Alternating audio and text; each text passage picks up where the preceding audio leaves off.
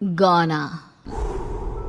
आज 20 सालों बाद रमेश अपनी दुल्हन नैना के साथ अपने गांव के अपने पुराने घर आता है। सभी लोग बहुत खुश थे। रूपा भी अपनी बहू का स्वागत करने में लगी थी। पर ये क्या, रूपा जैसे ही अपनी बहू की आरती उतारने जाती है, अचानक से तेज हवाएं चलने लगती है। घर की लाइट चली जाती है और आरती का थाल का दीपक बुझ जाता है। माँ, ये सब क्या हो रहा है? अचानक से ये मौसम कैसे बदल गया? अरे बेटा, ये गांव है। गांव में अक्सर ऐसा ही होता है। किसी भी वक्त मौसम बदल जाता है और कभी भी लाइट चली जाती है। दीपाली बेटा, किचन से मोमबत्तियां तो ले आ। रूपा के कहने पर दीपाली किचन में मोमबत्ती लेने जाती है। लाइट ना होने की वजह से घर में काफी अंधेरा था, इसलिए दीपाली अपने फोन का टॉर्च ऑन करती है और टॉर्च ऑन करते ही उसे महसूस होता है जैसे कोई उसके सामने से गुजरा हो। मुझे ऐसा क्यों महसूस हुआ कि मैंने अभी यहाँ किसी को देखा? क्या सच में यहाँ कोई था या ये सिर्फ मेरा वहम था? अरे दीपाली बेटा, मिले कि नहीं मोमबत्ती? हाँ माँ, बस अभी लाती हूँ। दीपाली सारी बातों को भूलकर मोमबत्ती जलाती है और जैसे ही मोमबत्ती लेकर वापस बाहर जाने के लिए पीछे मुड़ती है तो उसके सामने एक 10 साल की छोटी बच्ची खड़ी होती है। उस बच्ची की एक झलक देखते ही दीपाली डर जाती है और जोर जोर से चिल्लाने लगती है। तभी अचानक से लाइट आ जाती है। दीपाली की आवाज सुनकर शंकर और छोटा भाई पवन उसके पास पहुंचते हैं। क्या हुआ दीपावली बेटा? पापा, मैंने किसी को देखा। दीदी यहाँ पर कोई नहीं है। अंधेरे में वहम हुआ होगा आपको। अब चलो, दरवाजे पर भैया भाभी कब से खड़े हैं। दीपाली भी इसे अपना एक वहम समझकर सबके साथ बाहर चली जाती है, जहां वो लोग अपनी भाभी का स्वागत करते हैं। नैना अपने पैरों से कलश को गिराकर थाल में पैर रखती है और घर के अंदर जाती है। सब घर के अंदर चले जाते हैं। भाभी, मैं आपकी ननद नहीं, आपकी छोटी बहन और फ्रेंड की तरह हूँ। इसलिए कभी भी आपको ये लगे कि भैया आपको सता रहे हैं तो आप उनकी शिकायत मुझसे कर देना। भाभी भैया की शिकायत करे या ना करे, पर मुझसे और माँ से तेरी शिकायत जरूर करेगी। सभी आपस में बैठकर हंसी मजाक कर रहे थे। नैना भी घूंघट किए अपने बिस्तर पर बैठी थी। वो सब आपस में बात कर ही रहे होते हैं कि तभी उन्हें एक अजीब डरावनी आवाज सुनाई देती है और कमरे की खिड़की अपने आप ही खुल जाती है। मुझे इसीलिए गांव पसंद नहीं। गांव में ऐसी ही डरावनी आवाजें आती हैं। मैंने तो सुना है गांव में बहुत सारे भूत भी होते हैं और इस मौसम को पता नहीं क्या हो रहा है। मुझे तो बहुत डर लग रहा है। मैं तो अपने कमरे में जा रही हूँ सोने। बाय भाभी, हम कल बात करेंगे। अब सब अपने कमरे में सोने चले जाते हैं। नैना अपने कमरे में बिल्कुल अकेली थी। कुछ देर बाद रमेश अपने कमरे में आता है और देखता है कि नैना खिड़की के पास खड़ी होकर बाहर की ओर एक टक नजरें लगाकर देख रही थी। क्या हुआ नैना? बाहर क्या देख रही हो? मैं बाहर का मौसम देख रही हूँ रमेश जी। इस मौसम को देखकर ऐसा लग रहा है जैसे आज कोई अपना बदला लेने के लिए आया है। तुम क्या बोल रही हो? मेरी कुछ समझ में नहीं आ रहा। और वैसे भी रात काफी हो चुकी है, अब हमें भी सो जाना चाहिए। चलो। इतना बोलकर रमेश सोने के लिए बिस्तर पर लेट जाता है, पर नैना अब भी खिड़की के पास ही खड़ी होती है। रमेश के सो जाने के बाद नैना अपनी सास के कमरे में जाती है और अपनी सास के पास बैठकर रोने लगती है, जिसे सुन सास की नींद खुल जाती है। बहू, अरे क्या हुआ बहू? तू इतनी रात को यहाँ मेरे कमरे में बैठकर रो क्यों रही है? मम्मी जी, आपने मुझे क्यों नहीं अपनाया? आपको पता है, आपकी वजह से मुझे और मेरे परिवार वालों को गांव वालों के कितने ताने सुनने पड़े। तू मेरी बहू नहीं है? कौन है तू? मम्मी जी, मैं आप ही की बहू हूँ। आपने मुझे अब भी नहीं पहचाना? इतना बोलते ही नैना की आंखें लाल हो जाती हैं। वो जोर जोर से हंसने लगती है। मौसम का रुख बदल जाता है। कमरे की खिड़कियां और दरवाजे अपने आप ही खुलने और बंद होने लगते हैं। देखते ही देखते नैना हवा में उड़ने लगती है और वो अपनी आंखों के इशारे से अपनी सांस को भी हवा में लटका देती है। तेरी वजह से मुझे और मेरे घर वालों को ताने सुनने पड़े। तूने जो पाप किया है, तुझे उस पाप की सजा मिलेगी और अब तेरी इस गलती की सजा तेरा पूरा परिवार भुगतेगा। इस तरह से नैना बड़ी ही बेरहमी से अपनी सास को मार डालती है और आराम से अपने कमरे में जाकर सो जाती है।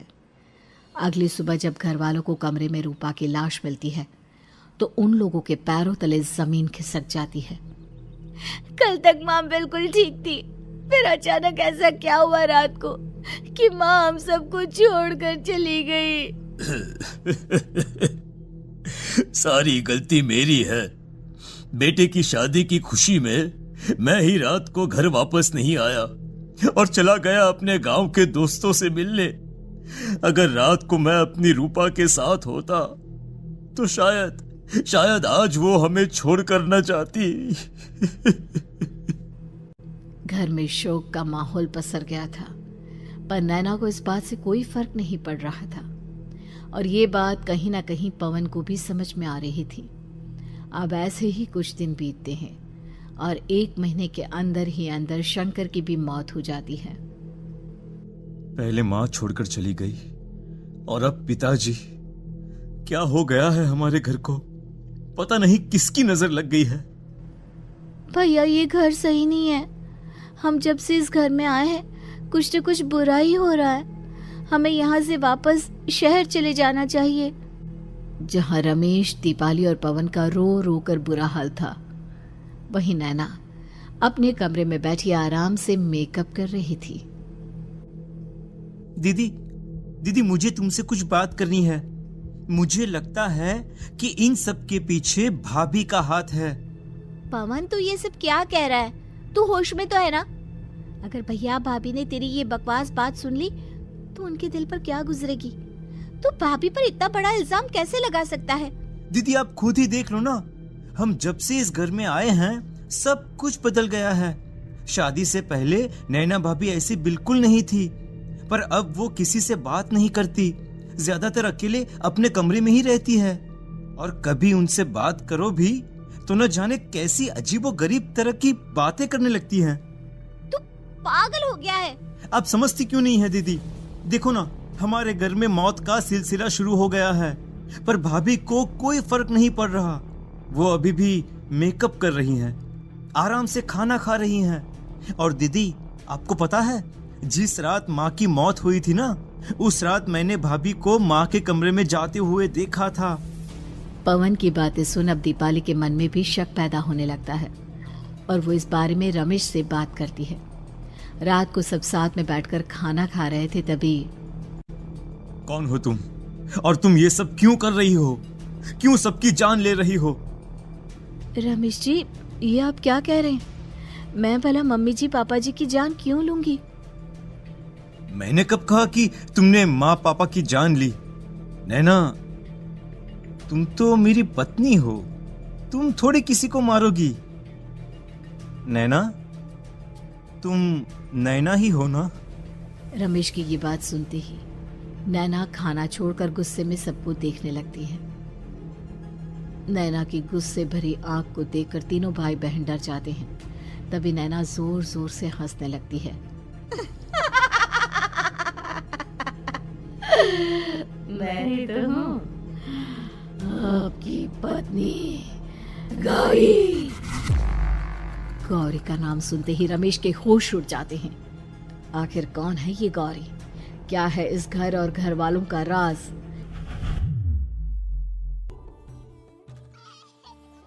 हमारे दोनों बच्चे एक साथ कितने अच्छे लग रहे हैं ना? हाँ, कितने अच्छे दोस्त हैं दोनों। बस बड़े होने के बाद भी इनकी ये दोस्ती बनी रहे तो बच्चे कितने खुश रहेंगे। मैं क्या सोच रहा था कि क्यों ना हम अपनी दोस्ती को रिश्तेदारी में बदल दें। मैं अपने बेटे रमेश की शादी तेरी बेटी गौरी से करना चाहता हूँ। इस तरह हमारे बच्चे भी हमेशा साथ रहेंगे और हमारी दोस्ती भी रिश्तेदारी में बदल जाएगी। शंकर की इस बात से उसके दोस्त को बहुत अच्छा लगता है और वो अपनी बेटी की शादी रमेश से करवाने के लिए तैयार हो जाता है। बहुत जल्द दोनों परिवार मिलकर बचपन में ही रमेश और गौरी की शादी करा देते हैं। अरे शंकर, अपने बच्चों की शादी करवा कर हमने अपनी दोस्ती को रिश्तेदारी में बदल तो लिया, पर मैं चाहता हूं कि अपनी गौरी का गौना 2 साल बाद करूं, ताकि वो थोड़ी समझदार हो जाए। अरे हाँ हाँ दोस्त, बिल्कुल, हमें कोई दिक्कत नहीं है। इसी तरह समय बीतने लगता है।